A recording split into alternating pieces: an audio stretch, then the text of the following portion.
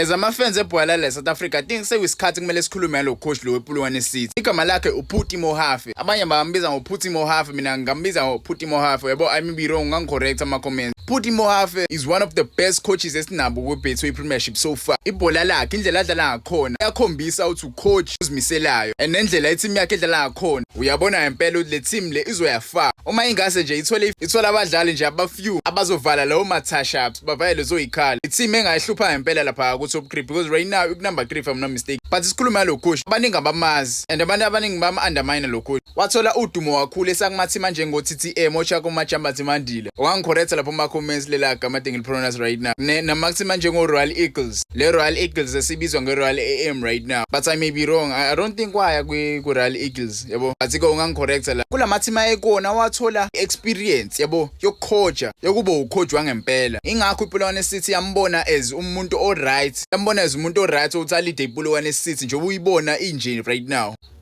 Sekwayicoach iPulwane City before, yabo, yamxoxa iPulwane City. I think it was around 2022 if I'm not mistaken. Usathanda kuthatha intambo nje after uLetlonolo Siyema wa resign kwiPulwane City last season. Ngabo November lapho nje. So after wathatha intambo kwiPulwane City ishisa ngempela insimbi because kwakungekho lulo iPulwane City ukuthi isurvive. But wazama ukwenza le team le ukuthi ifinishe ku number 8. Ekufinisheni wakhe ku number 8.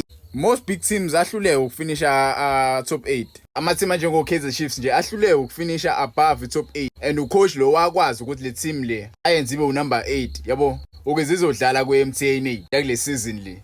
Ngaphansi kwesandla sakhe sekunabadlali abashisa ngempela, abadlali abanjengo Apolis, oMatuluti, abadlali laba abayimisela ngempela. Right now kwi-league bawu number 3. Bano 17 points. Today bebedlala neKaizer Chiefs bayishaya ngo-2-0. Mebembuza ama-philosophy wakhe. Akafuni ukuchoma kakhulu, ugqamisa kakhulu abadlali bakhe, ukuthi abadlali bakhe abamenzela umsebenzi wakhe ubelula because unabadlali abadlala ibhola alifundisayo lapha kwiPulwane City. Ibhola adlalisa lapha kwiPulwane City ilona bhola elimenza awine right now. Amathima amaningi kumele amlandele lo coach lo, abheke indlela adlalisa ngakhona. Usimase ubheke eswini sisa lo coach lo siqine kakhulu. Sinabadlali abanjengoKambole, sinabadlali abanjengoCole Alexander. Labo badlali labo akukhombisa obadlali labo baqinembe, benza umsebenzi ubelula, benza i-team ukuthi ifunction ngempela because umsebenzi ukuthi i-team ifunction eswini kumele uqine, yabo, injini phela.